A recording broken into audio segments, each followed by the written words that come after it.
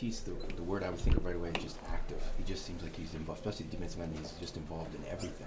We at practice we chart and reward in the way that we score games deflections, and he shines in that area in practice, and there was clear carryover to this game, and oftentimes deflections can produce steals too, and he just, when you charted, and we did, the number of times he got his hand on balls or came up with steals was elite. Looks like his responsibility is sort of guard the corner three, guard the baseline drives, and that allows him to sort of see the floor defensively. Is that what we can expect from him in a defensive role? It is so much deeper than that. It's deeper than that. It is true because of our structure, he ends up guarding from those floor spots that you just said, but sort of to whittle it down into only that or primarily that would be a mistake. And he's got the ability to do that in half court. We saw him stalk down transition shooters and bat balls out of bounds, with just that extra effort and that length. I think that he can play defense, period, not just from the floor spots that you just said. Right, you obviously didn't get an extended look at it, but how did you feel about how the five starters played together today? Okay. Okay. There is, familiarity things for sure. There's also sort of like positional things for sure. Tobias had a 3 as an example. I think after 4 practices in general, I was pleased with the organization. Like, we looked like he could play a game and have some level of purpose and intent. To your question about, well, in that environment, how did those 5 starters look? I thought they looked okay. There were some good things that I did see. There's some familiarity things that stood out to me too, both from just new teammates and also new positions. It really seemed like Josh and Ben really did a great job finding each other. It seemed like they had a lot of chemistry so far. What did you see out of the pairing?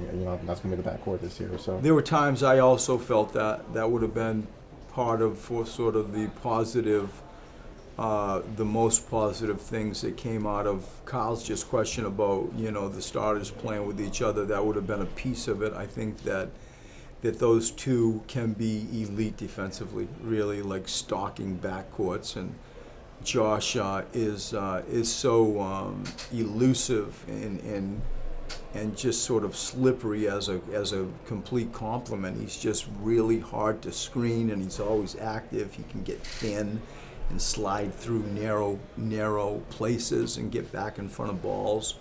I think that those two defensively stood out as a pairing as much as, to my opinion, more than actually the offense. Obviously, like Matisse represented it from an individual standpoint, but I think you said at the luncheon the other week that you might be a little bit more lenient or tolerant of gambles defensively and deflections. I mean, collectively across the board, did you see a reflection of that mindset from both the scrimmage teams? I did. I thought that we turned people over. I thought that we rotated quite well.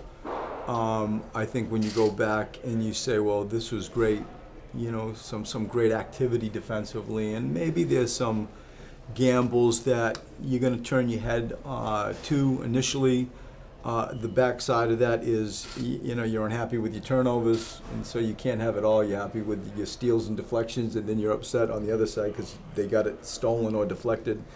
But I think the length that this team has, both with the starters and some of the people that will be coming off the bench, I believe will play into that disruptive style that we want to play with. Brett, what did you see from your backup point guards? It looks like Neto, had a little bit better. I mean, it's to sort of say who won the tournament today. I don't feel like it stood out that much to say that. What I do think is the competition is is obvious, like that's those two at the moment, have the opportunity to, one of them put their hand up. I'm also not reluctant to look at just, our best players. How can you play your best players? Because maybe, as I've said, maybe Shea can come in there and do that. I don't really want to play Josh as a backup point guard or a point guard initially. I want to try to give Trey and Raul especially a chance, and a chance they will have. And at the end of the day, it'll play out with whomever it plays out with. And it's I see that position especially in that way. Now you mentioned Shake's name. Is it like one of those things where, again, you're looking at these two, but he keeps doing something to where you say, I got to keep him in the mix as well? For sure, and I truly think this. It would be naive for any of us to think like coaches don't have preconceived ideas. This is true, but I feel like disciplined within myself to come into this thing open-minded enough where it's competitive.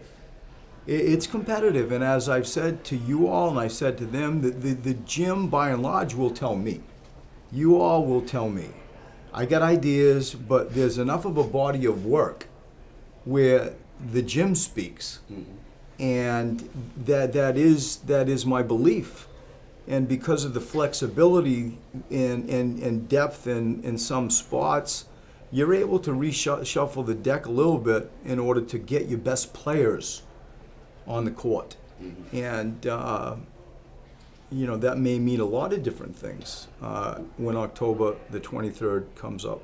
Two more guys. Along those lines, as important as the preseason often is, it seems like this has a little more importance for you, just given the cohesion you want to build with your first five and those things that you just mentioned about finding a backup point guard and divvying up the wing minutes. Do you look at it that way? I completely do. I've gone on record and said I want to come out of the gate swinging. I want to come out of the gate playing as high level of basketball as we can possibly play. And that comment doesn't normally coexist with, and by the way, the very large majority of your team is brand new. Like there's a disconnect there. But that's my goal, and that's how I speak to my team. And I think that initially trying to grow the starters is as important to me, and giving them as much time, Joel and Al, together as I can. But my intent is to try to expedite things in a more, quicker way than usual to start the season well. Can you talk about how the building worked out and the concept of playing a game here? I thought it was sensational. I like very much going to the Palestra for the obvious historical reasons, and it's the city of Philadelphia, and this game we do not take for granted, and we think thoughtfully, and with a group of us, where should we play this and why? And so it's an important game. It's an important sort of, intro to our season. And we opted to come down here to Wilmington, Delaware, and play the game. And to see the venue, to give back to the crowd, to further enhance our relationship with this city and our G League program. I thought it was a great move to do that, and now that the game has ended, I think it even more. And I thought that it was well presented. I thought the game flowed smoothly, and I hope that the crowd enjoyed it. Thanks, Brett. Thanks, everybody. Thanks, Coach.